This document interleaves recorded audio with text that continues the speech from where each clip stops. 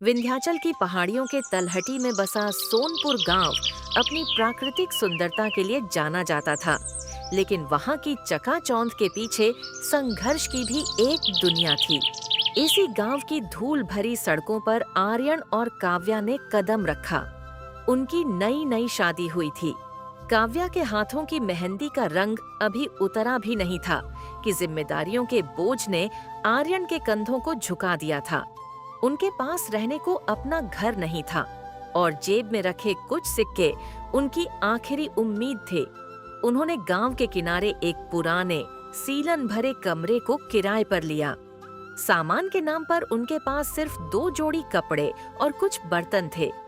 कमरे की जर्जर दीवारों को देखते हुए आर्यन ने अपनी पत्नी काव्या का हाथ थाम लिया। काव्या, मैं जानता हूँ कि यह वह महल नहीं है जिसका वादा मैंने तुमसे किया था, लेकिन यकीन मानो ये सिर्फ एक पड़ाव है, हमारी मंजिल नहीं। तुम बस इस कमरे को घर जैसा बना दो। मैं बाहर जाकर अपनी किस्मत और मेहनत को आजमाता हूँ। शाम तक चूल्हा जलने लायक कुछ न कुछ तो मिल ही जाएगा। आप चिंता क्यों करते हैं? जहाँ साथ होता है वहीं स्वर्ग होता है। आप बस अपना ध्यान रखिएगा। मैं यहाँ की सफाई कर लेती हूँ, तब तक आप कोई काम देखाइए। आर्यन भारी मन से गांव के मुख्य बाजार की ओर निकल पड़ा। दोपहर की तपती धूप उसके माथे से पसीने की बूंदें चुरा रही थी।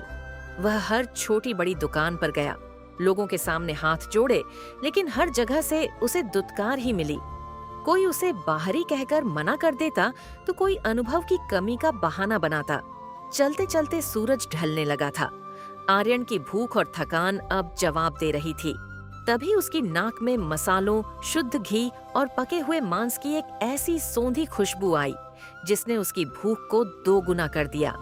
सामने कुबेर बिरयानी भंडार का बड़ा सा बोर्ड लगा था। आर्यन ने एक लंबी सांस ली और अपनी झिझक को मारकर उसके पास पहुंचा। प्रणाम सेठ जी, मैं इस गांव में नया आया हूँ। मुझे काम की सख्त जरूरत है। आप जो भी काम देंगे मैं पूरी ईमानदारी से करूंगा। क्या आपकी दुकान पर मेरे लायक कोई जगह है? अरे ओ राजकुमार, यहाँ बिरयानी बनाना हर किसी के बस की बात नहीं है। मेरे यहाँ काम करने के लिए जिगर चाहिए। काम तो है, पर सिर्फ झूठे बर्तन धोने का और नालियों की सफाई का। पूरे दिन रगड़ रगड़ कर सफाई करनी होगी। दिन के सिर्फ 100 रुपए मिलेंगे और एक वक्त का बचा खुचा खाना। मंजूर है तो बता, वरना अपना रास्ता नाप। जी सेठ जी, मुझे मंजूर है। कल सुबह से आ जाऊं? कल क्यों, अभी से काम पर लग जा। देख, पीछे बर्तनों का पहाड़ खड़ा है। महीने बीत गए। आर्यन का जीवन सुबह की पहली किरण से लेकर रात के सन्नाटे तक सिर्फ बर्तनों के बीच सिमट कर रह गया था। कुबेर सेठ बेहद लालची था। वह बिरयानी में घटिया चावल और बासी मांस का प्रयोग करता था, लेकिन गांव में कोई और विकल्प न होने के कारण लोग वहीं आते थे। आर्यन चुपचाप सब देखता रहता। वह देखता कि कैसे सेठ लोगों से 100 रुपए लेता है और बदले में उन्हें बेस्वाद खाना देता है। एक दिन कुबेर सेठ को अचानक किसी पारिवारिक कार्य से पास के शहर जाना पड़ा। उसने दुकान की चाबी और जिम्मेदारी पहली बार आर्यन को सौंपी। देख आर्यन, मैं शाम तक लौटूंगा। ग्राहकों को संभालना तेरा काम है। याद रखना, एक भी पैसे का हिसाब ऊपर नीचे हुआ तो तेरी खाल खींच लूंगा। और हाँ, बिरयानी कम कम परोसना ताकि मुनाफा ज्यादा हो। सेठ के जाते ही ग्राहकों की लाइन लग गई। आर्यन ने बड़े ही प्यार और तमीज से लोगों को खाना परोसना शुरू किया। उसकी व्यवहार कुशलता देखकर गांव के लोग हैरान थे। तभी एक पुराना ग्राहक, जो पेशे से एक छोटा व्यापारी था, आर्यन से बात करने लगा। अरे भाई, तुम तो बड़े ही नेक और जवान लड़के लगते हो। इस लालची सेठ के यहाँ बर्तन क्यों धोते हो? तुम खुद का काम क्यों नहीं शुरू करते? तुम्हारी बातचीत में जो मिठास है, वह अगर तुम्हारे खाने में हो तो लोग तुम्हें सिर आंखों पर बिठा लेंगे। भाई साहब, सपने तो बहुत बड़े हैं, पर जेब खाली है। न बिरयानी बनाने का हुनर है और न ही संसाधन। बस मजबूरी में यहाँ पड़ा हूँ। हुनर तो सीखने से आता है भाई। यह सेठ तुम्हें 100 रुपए देता है और खुद दिन के हजारों कमाता है। हिम्मत जुटाओ और आगे बढ़ो। वह बात आर्यन के दिल में तीर की तरह चुभ गई। उसी शाम जब कुबेर सेठ लौटा तो वह किसी बात पर चिढ़ा हुआ था। तभी काव्या, जो उस दिन उनकी शादी की सालगिरह होने के कारण आर्यन को लेने आई थी, दुकान पर पहुंची। आर्यन जी, आज तो घर जल्दी चलिए। देखिए, मैं आपके लिए कुछ मीठा बनाकर लाई हूँ। आज हमारी शादी का खास दिन है। ए औरत, यहाँ ये नौटंकी बंद कर। ये दुकान है, तेरा घर नहीं। और ओए आर्यन, बहुत लाड़ आ रहा है अपनी पत्नी पर। अगर काम नहीं करना तो इसे भी यहीं ले आ। कल से ये भी झाड़ू लगाएगी। वैसे भी तुम जैसे भिखारियों की औरतें घरों में अच्छी नहीं लगती। सेठ जी, अपनी जुबान को लगाम दीजिए। ये मेरी पत्नी है, आपकी नौकरानी नहीं। आपने मुझे खरीदा नहीं है, सिर्फ काम पर रखा है। अच्छा, अब तू मुझे सिखाएगा? निकल जा अभी के अभी मेरी दुकान से। और याद रखना, इस पूरे गांव में तुझे कोई काम नहीं देगा। भूखे मरोगे दोनों सड़कों पर। आर्यन और काव्या उस रात बहुत रोए, लेकिन काव्या ने आर्यन को टूटने नहीं दिया। उसने आर्यन को वह सब कुछ बताया जो उसने अपने पुराने घर की सफाई करते समय खोजा था। जब वे उस पुराने कमरे में शिफ्ट हुए थे, तो काव्या को वहां के तहखाने में एक पुरानी मिट्टी की हांडी मिली थी जो धूल से ढकी थी। उस हांडी के साथ एक पुराना भोजपत्र मिला था जिस पर कुछ प्राचीन लिपि में लिखा था। आर्यन और काव्या ने उसे गांव के पंडित जी से पढ़वाया था। वह हांडी किसी साधारण मिट्टी की नहीं थी, बल्कि एक सिद्ध महात्मा की थी, जिन्होंने उसे अन्नपूर्णा हांडी का नाम दिया था। उसका रहस्य यह था कि यदि इसमें ईमानदारी की कमाई का पहला हिस्सा डाला जाए, तो वह हांडी कभी खाली नहीं रहती थी और उसमें बनने वाले भोजन का स्वाद दिव्य हो जाता था।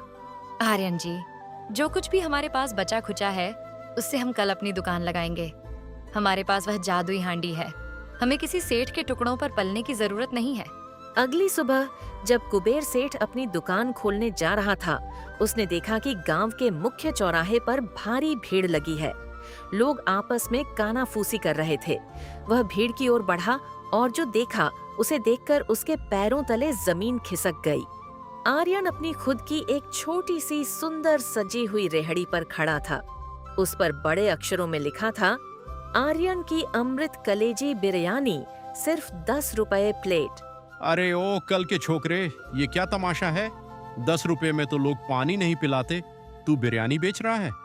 ये सामान कहाँ से चुराया है? और तुझे तो खाना बनाना आता ही नहीं था। सेठ जी, मेहनत और नियत साफ हो तो ईश्वर खुद हाथ थाम लेता है।